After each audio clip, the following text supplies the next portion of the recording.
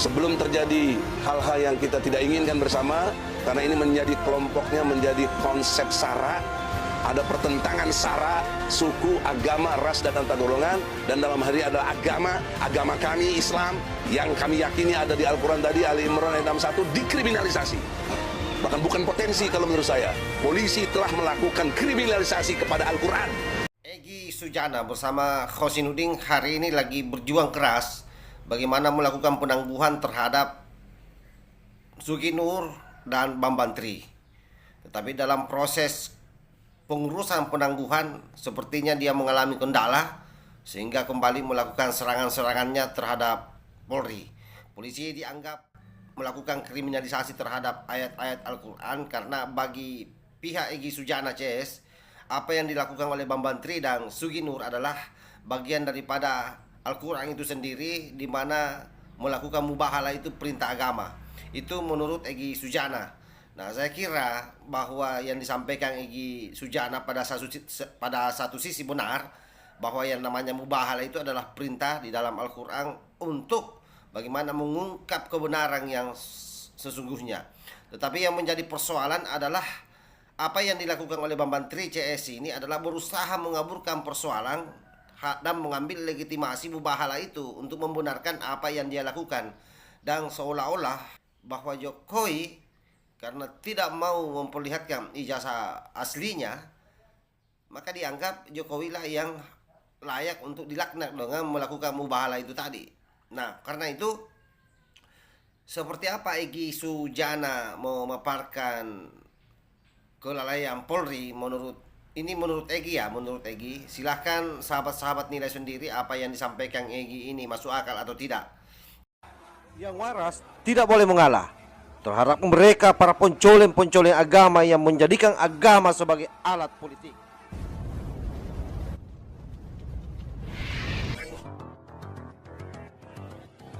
Kalau menurut saya tidak masuk akal. Kenapa? Karena Egy Sujana ini hanya pintar menata kata, berupaya menghipnotis orang-orang dengan retorikanya.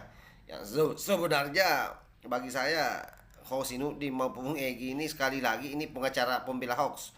Jadi hoax saja yang dibela, bukan kebenaran yang mau ditegakkan di negeri ini dengan menjadi pengacara. Karena coba tracking kembali, hampir seluruh kasus-kasus yang ditangani adalah kasus-kasus orang-orang yang menyebarkan fitnah dan hoax terhadap pemerintah.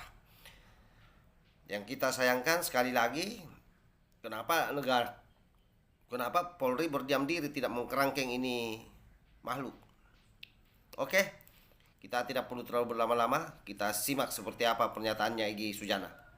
Assalamualaikum warahmatullahi wabarakatuh. Waalaikumsalam warahmatullahi wabarakatuh. Singkat, jelas, insya Allah dalam koridor hukum perlu kita mengerti konstruksinya. Jadi dalam konstruk hukum pidana, konstruksi hukum dikaitkan dengan kasus mubahalah ini harus dimengerti bahwa mubahalah itu ada dalam Al-Quran surat Ali Imran ayat 61 yang sangat jelas disebutkan oleh Allah, bermubahalahlah sampai siapa yang dapat laknat dari Allah.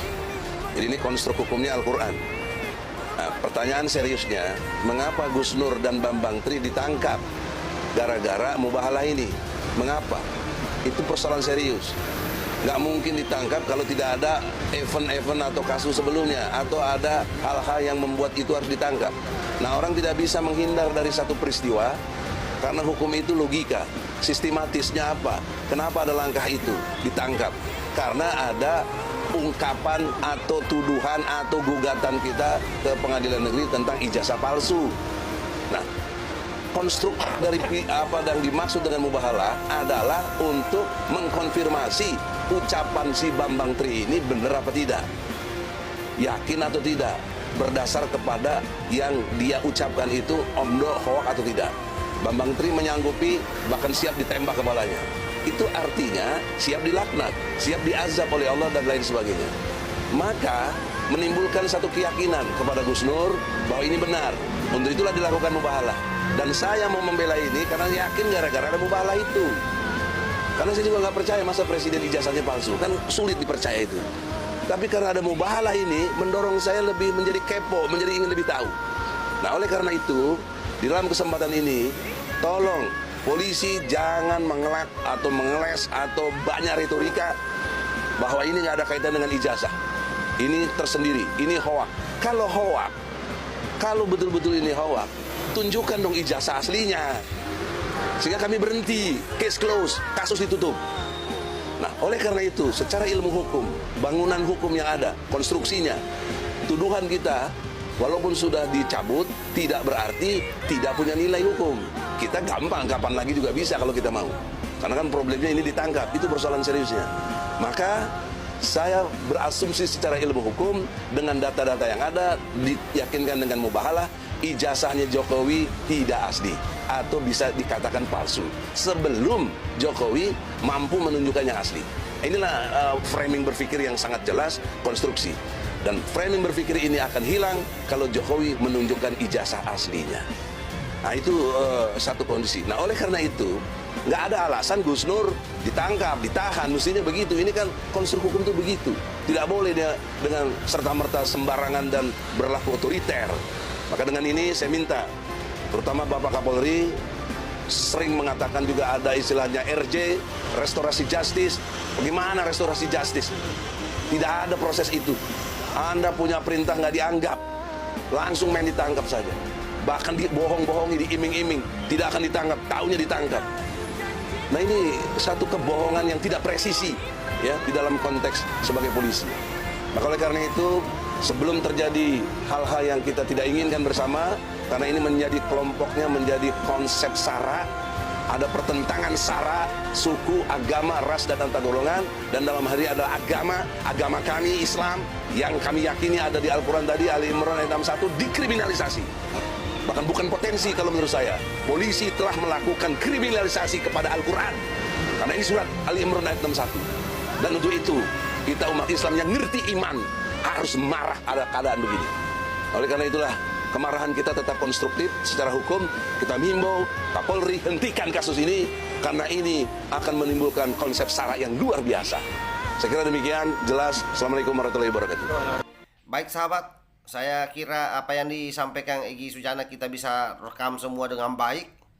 Bagaimana Egy Sujana kecenderungannya adalah menyalahkan polisi karena menangkap kedua orang ini, yaitu Sugi Nur dan Bambang Tri. Bagi Egy Sujana, Bambang Tri ini adalah pejuang mengungkap kebenaran, ingin mengungkap ijazah palsu Pak Jokowi. Padahal kita tahu sendiri bahwa ijazah palsu Pak Jokowi itu sudah diklarifikasi oleh banyak pihak, terutama orang-orang di mana ijazah itu dikeluarkan. Lagi pula Pak Jokowi sudah mengalami berkali-kali pemilihan, mulai dari wali kota, gubernur, sampai 2 periode presiden. Saya kira jelas bagaimana proses verifikasi di lembaga KPU ataupun Bawaslu pada saat proses pendaftaran. Oke, jadi yang disampaikan Egy Sujana ini hanya omong kosong, hanya berupaya mendiskreditkan Polri agar Polri mau melakukan penangguhan terhadap 2 makhluk yang dikerangkeng oleh polisi. Wallahul muwaffiq ila aqwamit thariq. Wassalamualaikum warahmatullahi wabarakatuh. NKRI harga mati. Salam Nusantara.